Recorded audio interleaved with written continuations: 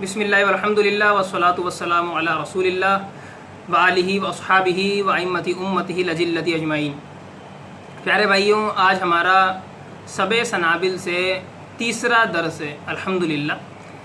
تو آج ہم بتائیں گے کہ سب سنابل جو بریلویوں کی بڑی مشہور اور مانی ہوئی کتاب ہے، اور نعوذ باللہ اس کے بارے میں کہا جاتا ہے کہ بارگاہ رسالت سے شرف قبول حاصل ہوا ہے اس کو، یہ سب سنابل میر عبد الواحد بلگرامی کی ہے۔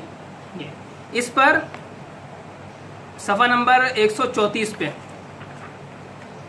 یہ یہاں صفحہ نمبر 134 پر ایک واقعہ لکھا ہوا ہے کہ منقول ہے کہ ایک روز حضرت سلطان المشائخ ایک چوڈولہ پر سوار ہو کر تشریف لے جا رہے تھے۔ کہا کہ رکو، ٹھوکر لگی اور وہ چوڈولہ اٹھانے کے قابل نہ رہا۔ ایک قلندر بھی وہاں موجود تھا۔ انہوں نے وہ چوڈولہ اٹھا کر اپنے کندھے پر رکھ لیا اور ایک کاندھے پر آپ کو منزل مقصود پر پہنچا دیا۔ حضرت مخدوم نے دریافت فرمایا کہ یہ کون شخص ہے؟ لوگوں نے عرض کی ایک قلندر ہے، اور اس نے جو خدمت کی تھی وہ بھی بتا دی۔ حضرت مخدوم نے اس پر نظر عنایت فرمائی۔ حضرت مخدوم کی نظر پاک کی برکت سے اس کی باطنی کدورت کا زنگ دور ہو گیا اور تمام عالم علوا اور سفلا اس پر منکشف ہو گئے۔ لا حول ولا قوت الا باللہ۔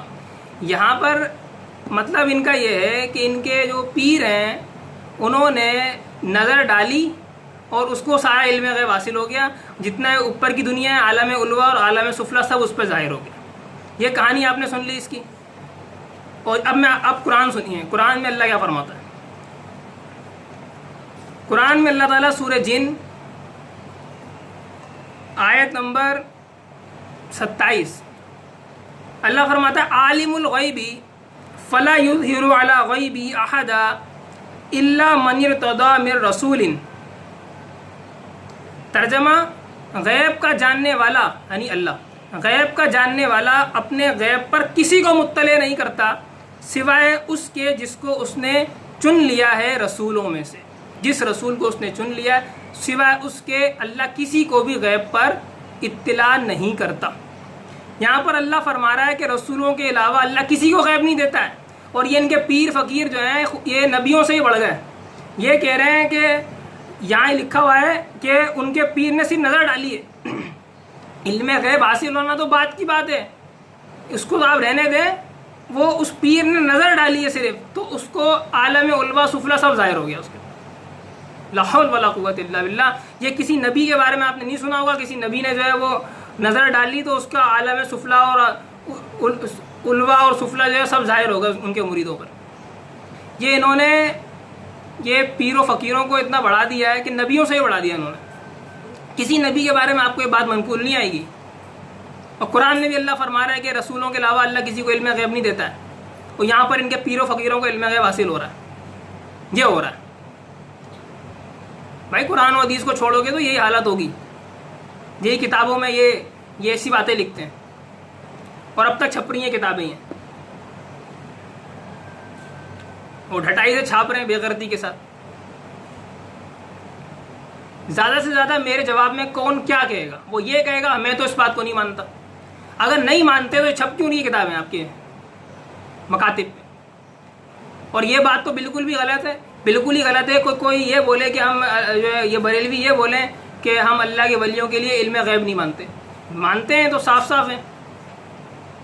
شیخ عبد القادر جیلانی رحمۃ اللہ تعالیٰ علیہ، اس کے علاوہ کئی جو ہے وہ ان کے بارے میں دعویٰ کر رہے ہوتے ہیں ان کو علم غیب حاصل ہوا، یہاں سے وہاں چلے گئے، وہاں سے یہاں آ گئے، اور یہاں بیٹھے بیٹھے تھے فلاں کو باتھ روم آ رہا تھا تو مجلس میں، یہ بھی واقعہ ہے، فلاں کو باتھ روم آ رہا تھا مجلس میں بیٹھے ہوئے تھے، اس کو سمجھ میں نہیں آیا کیا کریں، تو وہیں سے ہی اب شیخ عبد القادر جیلانی جو ہیں ان کو معلومات ہو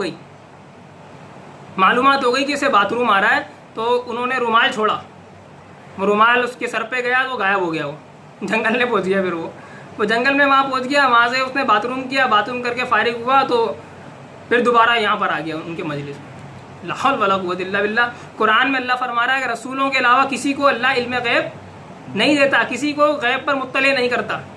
یہاں پر ان کے پیر و فقیروں کو علم غیب بھی حاصل ہو رہا ہے اور پیر فقیر دے بھی رہے ہیں علم غیب، نظر کر رہے ہیں اس کی طرف، تو اس کو عالم سفلا اور عالم علوا یہ سب کا سب ظاہر ہو رہا ہے۔ یہ سب باتیں قرآن کی خلاف ہیں۔ خدا کے لیے ہوش کی ناقل لیں اور ان خرافات سے بچیں، اور یہ جو خرافات پھیلاتے ہیں نا ان سے ہی بچیں۔